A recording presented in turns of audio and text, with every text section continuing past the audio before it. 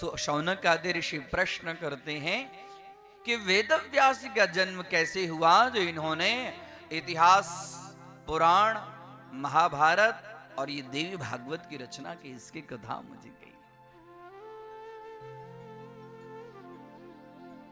सूत जी कहते हैं कि बहुत सुंदर प्रश्न आपने किया। सर्व तेजोमयो ज्ञानी कीर्ति करता तवानघ अखिलस्य जनस्त्रात्रा वल्लभस्ते सुधा सदा।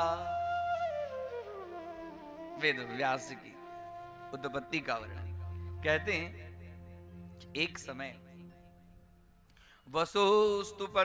वसोस्तु पत्नी गिरिका कामान काले न्यवेदयत् ऋतुकाल मनुप्राप्ता स्नाता पुंसवने शुचि।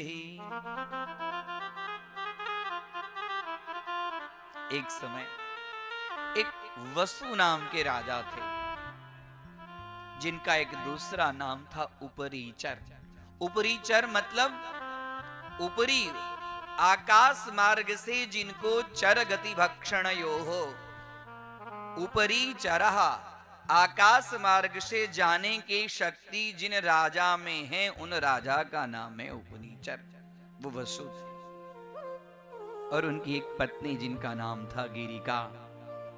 वसोस्तु पत्नी गिरिका कामान काले न्यवेदयेत्। एक समय पितर सब उनके सामने प्रकट हुए, बोले कि राजन, आप हमारी संतुष्टि के लिए आखेट के लिए जाइए और मेरे लिए जो योग्य चीज है उसको लेके आइए। पितर सब प्रकट हुए। यह देखकर राजा शिकार के लिए तैयार हुए। इतने में उनकी जो गिरिका नाम की जो पत्नी थी, वह आई हाथ जोड़कर कि भगवन भगवन, ऋतु काल मनु प्राप्ता स्नाता पुंसवनी शुचि। आज मैं ऋतुकालीन स्नान से शुद्ध हो गई हूं, स्वस्थ हो गई हूं। मेरी इच्छा है कि आपके द्वारा मुझे पुंसवने शुचि, एक श्रेष्ठ पुत्र की प्राप्ति हो। राजा कहे, देवी, पितरों की आज्ञा से मैं यथाशीघ्र जल्दी आ जाऊंगा जंगल में। जंगल से आखेट लेकर गए जंगल में शिकार करने के लिए। शिकार करने के लिए तो गए, लेकिन इनके मन में एक भावना आई कि गिरिका ने मुझे पुत्र प्राप्त्यर्थ आमंत्रित किया है। मन के अंदर में ये भावना उत्पन्न हुई। जंगल में शिकार कर रहे थे। शिकार करते करते करते अपने सेना को छोड़कर आगे चले गए।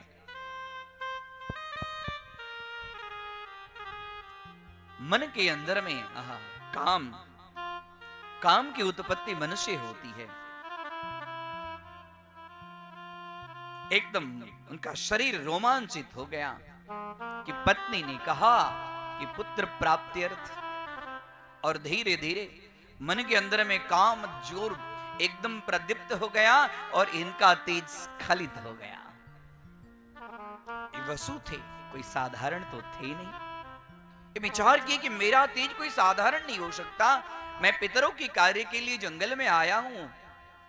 और उन्होंने वह सभी पशु पक्षी की बात जानते थे और पशु पक्षियों से बात करने में समर्थ भी थे। और उन्होंने एक शेन मतलब गिद्ध को इशारा किया, शेनम आगच्छ गच्छन्तम गगनम शेना।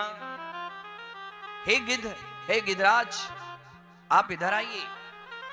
और उन्होंने अपने तेज को एक बरगद के पत्ते में रखा और बरगद के पत्ते में रखकर वो शेन को, गिद्ध को कहते कि जाओ, ये मेरा जो तेज है वो मेरी पत्नी इसके लिए प्रतीक्षा कर रही है, उसको पहुंचा दो।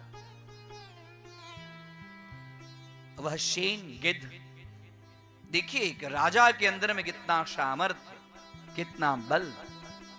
अजी प्रजा नहीं, पशु पक्षी भी उसकी बात को मानते हैं। एक राजा के अंदर में समस्त देवताओं का तेज होता है। सर्वस्य लोकपालानां वपुर्धारयति इंद्रिपः।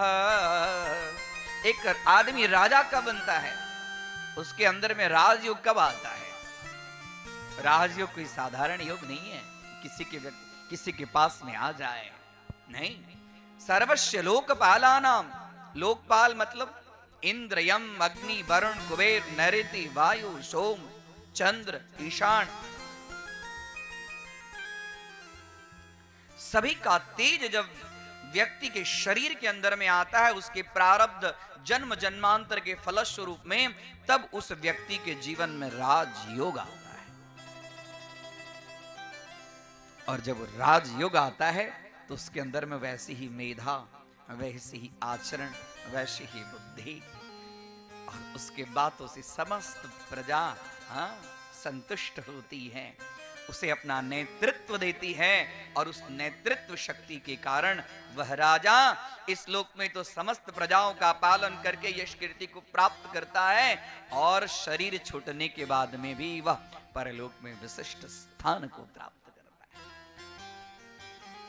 वो शेन गिद्ध को कहा कि गच्छन्तम गगनम शेनम धृत्वा चंचुपुटे पुटम। हे शेन, हे गिद्धराज, ये ले जाइए और मेरी पत्नी गिरका को दे दीजिएगा। वह गिद्ध चला आकाश मंडल में।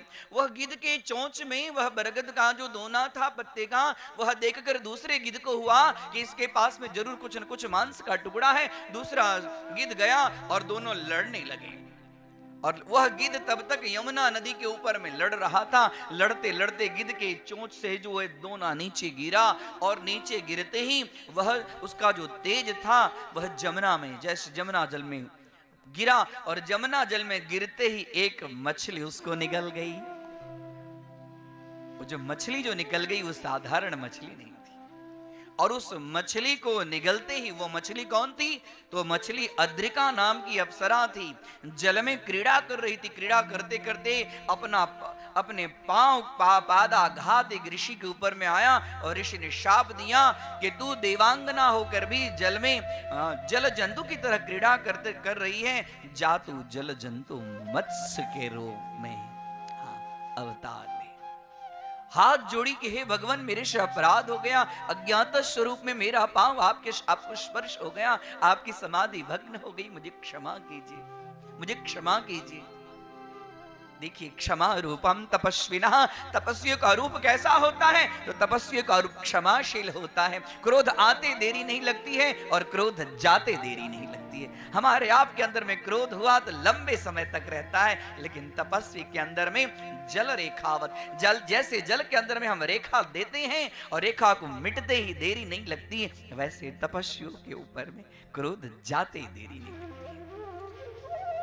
बोले अद्रिका, देख तूने मेरा अपराध किया है, मैंने तो बोल दिया, शाप तो तुझे भोगना पड़ेगा, लेकिन तेरे गर्भ से, तेरे शरीर से जब एक मनुष्य का युग्म स्वरूप एक पुत्र और पुत्री का जोड़ा जब उत्पन्न होगा, तब तेरा इस शरीर से, तब जल जंतु से तेरा इस शरीर परित्याग होगा और तू अपने लोक को जाएगी।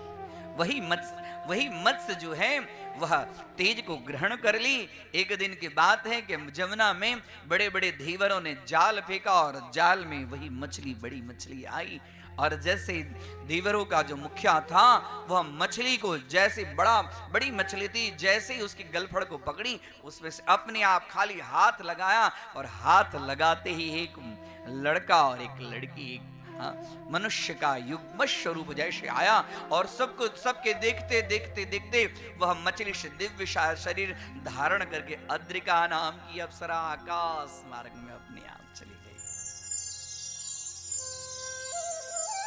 वही